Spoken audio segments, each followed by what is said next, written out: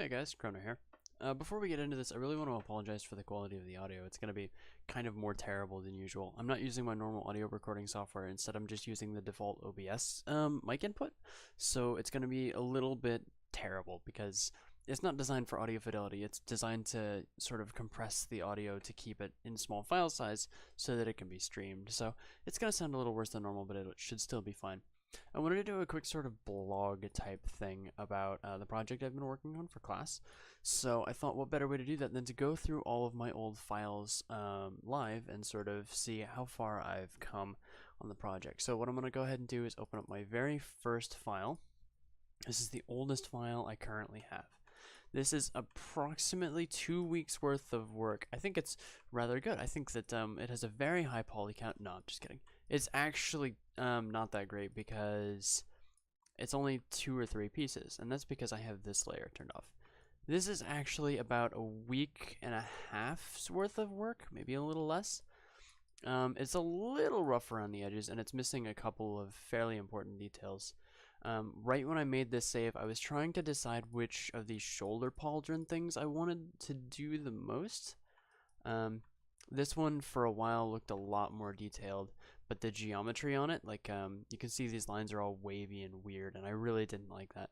So I tried this out just to see if it worked any better, and lo and behold, it actually did. I ended up using a very heavily modified version of this on the final project, or at least what I have now.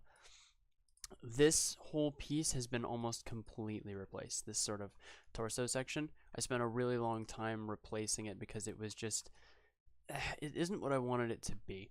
For starters, you can see that I have triangles right there. That's not okay. For these types of projects, you want to have quads, so that would be polygons with 4 sides. Triangles don't work well in Unity, as far as I've been told. So you want to try and stick to one or the other. Preferably quads, because then at least you can subdivide quads into triangles. If you don't know what I'm talking about, it's okay. No, not many people do, but yeah. The other thing I really needed to fix on this version was the thumb. I still really technically need to finish it, but this version was so much worse than what I have now.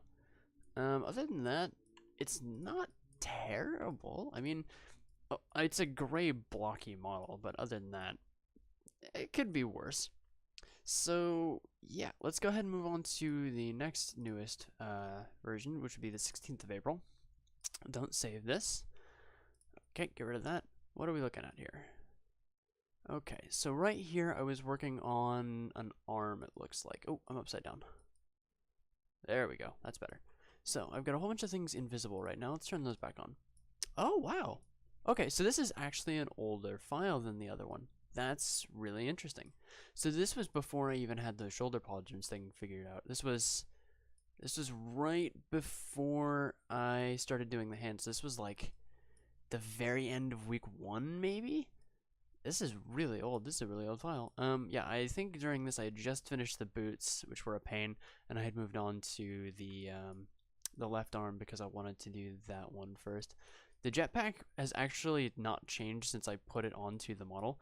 I spent a ton of time working on it, and it turned out really, really well. So it's actually, I think, the only piece at this point that hasn't been completely reworked at least once. Cool. That's awesome. I didn't know I had a file this old. Okay, let's go ahead and look at the next newest one. It might actually be the same one as the one we just looked at. Nope, it's not. This is right after the first one that we looked at. So at this point, I had just barely decided that I wanted to use this style of shoulder pauldron with the normal looking geometry and sort of this this crease thing. I also put in some I don't know, divots right there, because those are on the original model. You can see them right there. I think you can see them in the side view as well. Yeah, right there. So there's one there, one there, one there, and these sort of bridge across it. So that's what I was doing there. This is pretty work in progress. I didn't think I made this much progress this day. I think that I got like an hour or 2 to work on it, and so this is what I got done during that. Was I replaced both of the shoulder pauldrons, and yeah, you can see that one of them is not really attached.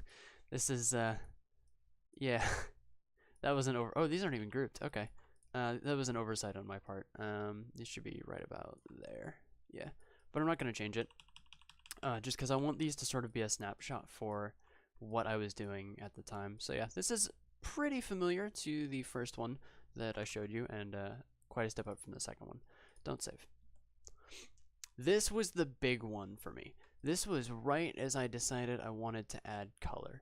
The other thing of note that you can see I added was the helmet. This was a lot of fun, actually. This was a lot of using the, ooh, I left a face there. Oh, I wonder if I fixed that. Okay. This was a lot of fun to make because it was a lot of using the vertex tool with smooth, what is it called? Soft selection. It's called soft selection. Basically what soft selection does is if you decide you want to move this point, soft selection will pull all of the points around it, and you can change how far, you can change how far you want the influence range to be. So if I just do this, it'll affect just this area. If I do this, it'll affect the whole head. So what I would do is I would take something like this, and I would pull it back like that, but you know, not quite as crazy.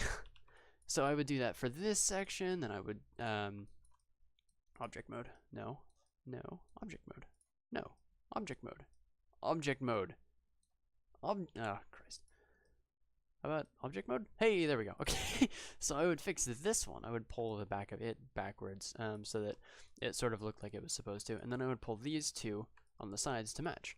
And a lot of this was just kind of freehanding it based on that image. So I'd be sitting here like this, and I'd be pulling a point here, looking over here, pulling a point over here, looking over there again, and I would just sort of do that for a while.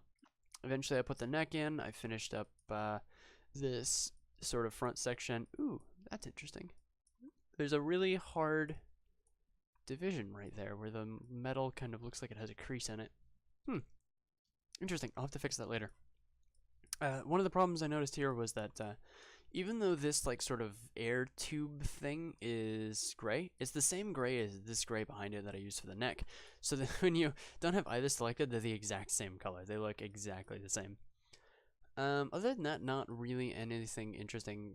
Coloration took me a minute. Not as long as you might expect, but it took me a minute nonetheless. The other kind of interesting thing I added was this ring here. If you look on her hand over there, you can see she's got like a ring of orange with a gold, or not a gold, a green sort of translucent orb thing in the middle. I still, to this day, have not made the orb thing that goes in the middle, so she still has just a ring on the front of her hand. The thumb is still weird. It's still very weird. I just figured out how to fix it today, and I haven't gotten around to doing it. But if you look sort of at it in blocky mode, you can see exactly why it's weird. Because I made a cube, and I just stretched it and stretched it and stretched it and bent it and tweaked it, and yeah, it was not good. It's not great. I mean, it's not terrible, I guess, but it doesn't look natural. And the way I think I'm going to fix that is to grab sort of these edges. Oh, I have smooth selection on. Grab sort of these edges around the corners and sort of bring them in a bit, and then take these edges right here and then bring them up. So like that. Whoops. Deselect all of those. Deselect that one. There we go. So then bring these up a bit so that we can kind of get sort of a more rounded look.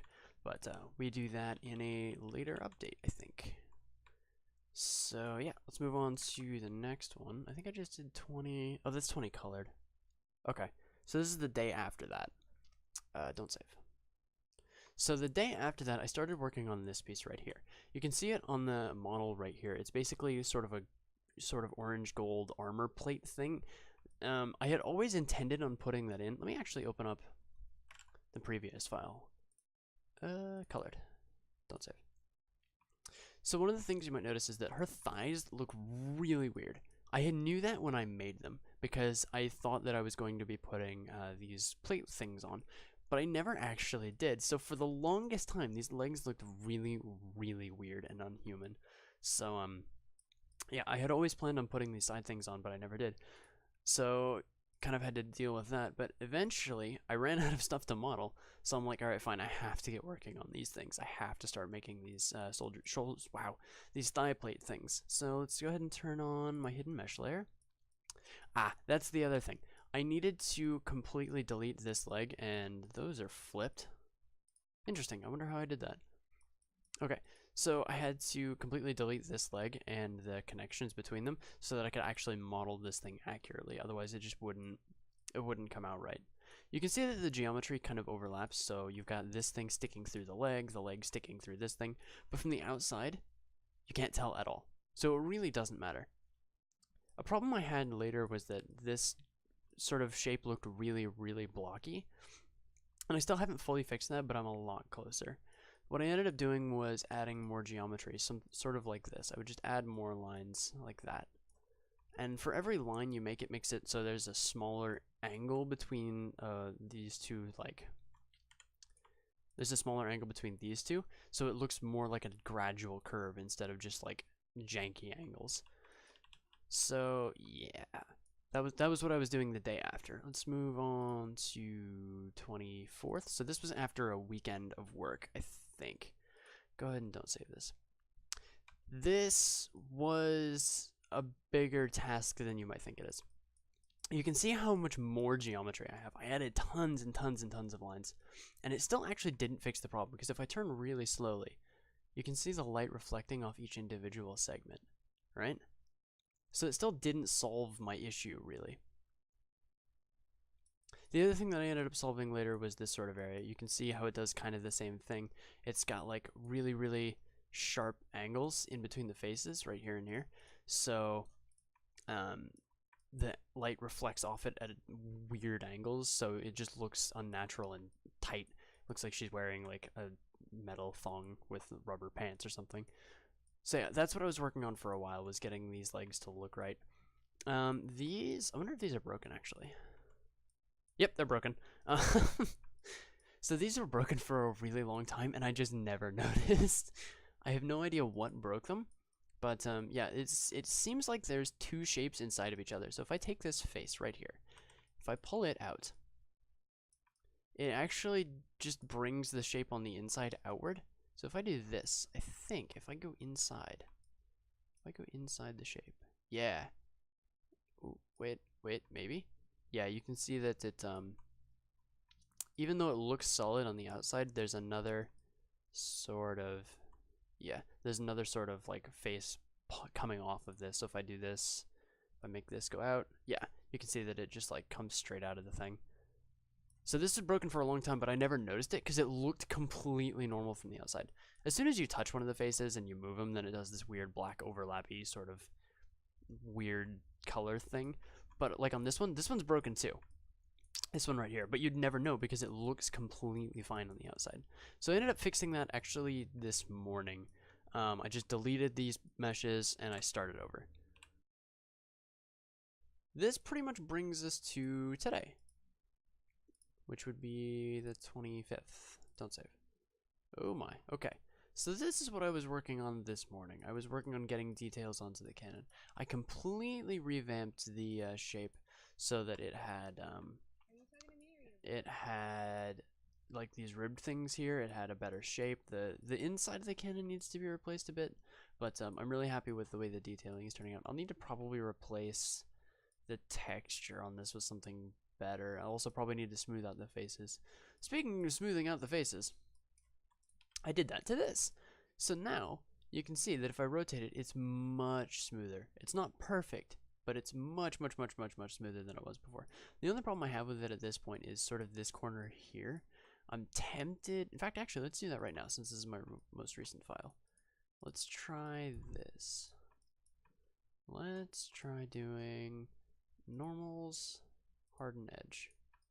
Ooh, nice. Okay, cool. So yeah, I'm gonna have to probably do that with some other faces as well. But yeah, that's a nice solution.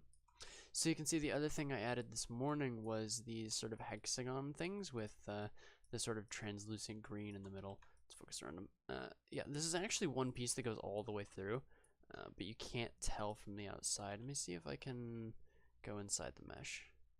Yeah, so this black stuff is the inside of the thigh, and this big orange thing is actually the hexagon. So if I zoom back out, this is the hexagon that you were looking at.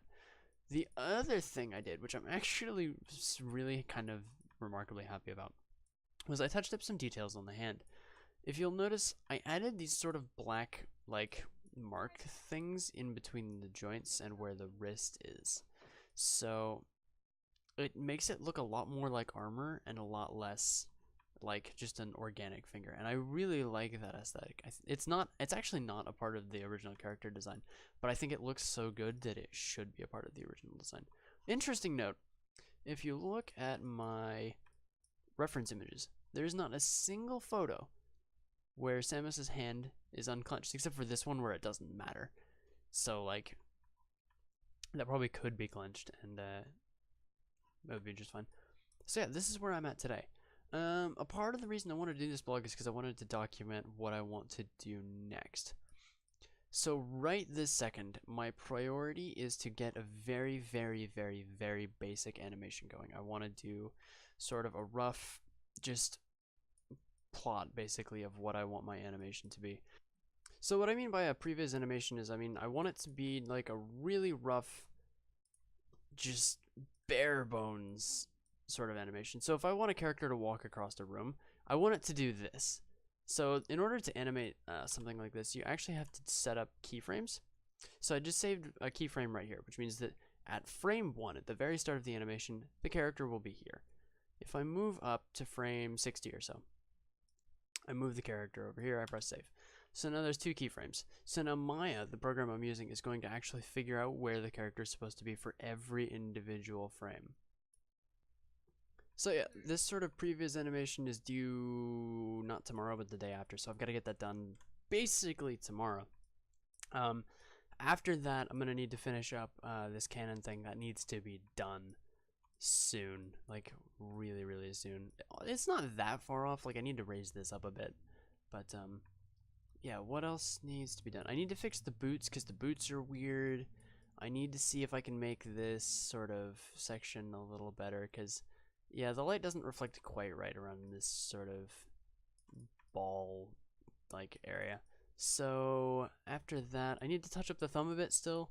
I'll probably tweak that tomorrow. Other than that, I actually think this is pretty close to done. Ooh, I need to add the green lights everywhere too. And ooh, there's another hexagon right there. I might end up just stealing this one and duplicating it and putting it up there. We'll have to see how it goes. But yeah. The first thing that needs to happen is I need an animation for my storyboard, which right now is just a collection of sticky notes right next to me on my wall. I'll go into that probably in a future vlog, I guess. I kind of like doing these. These are kind of fun, just sort of off the cuff. What am I doing right now? Ooh, that's the other thing is I need to figure out a better black shader. Yeah. So this will be replacing most of my normal content, you know, assuming I ever post content, which I don't, because my primary audience plays a game that is basically dead. Hey! But yeah, we're going to keep doing these vlogs until the project is done, because I'm honestly really excited to be doing it. I've discovered that I kind of love doing this. It's really fun to just... this started as a cylinder, right? So let's say I want to... okay, let's just do something fun right this second. Let's do create polygon primitives sphere. Okay, so now we've got a sphere. We're going to put it right there. We're going to take our scale tool. We're going to shrink it down. We're going to put it right about here. Right about there. Yeah, perfect. So what we can do is... what do I want this to do, actually? Oh, yeah, I was going to make it shoot. Okay. So we're going to say save a keyframe there. We're going to say go here at frame 15. Oh, I forgot to move first. Yeah, you got to move the frame first and then... so then save. Okay. So let's just preview that. So let's set our preview window from 1 to 15. Because I'm not entirely sure how long that is. Yeah. That's about right. Okay, so let's stop that here. So now, let's just say, for the sake of argument, focus on this. Let's just create a camera. Camera name, No, I like to do the camera work myself. So create a camera, bring it over here, bring it, actually, what am I doing? There's a faster way to do this that I always forget about. I can do perspective camera 1. So now I'm looking through and seeing what the camera sees. So if I focus on this, the camera will see this. Okay. Maybe I should have done a camera name. Okay. So right now, panels, perspective. Did I just do that right? I did, yay. Okay, focus on this. So now switch to panels, perspective, whoops, nope, panels, perspective, camera 1. Can I? Is it? That's not it. Oh god. Oh god.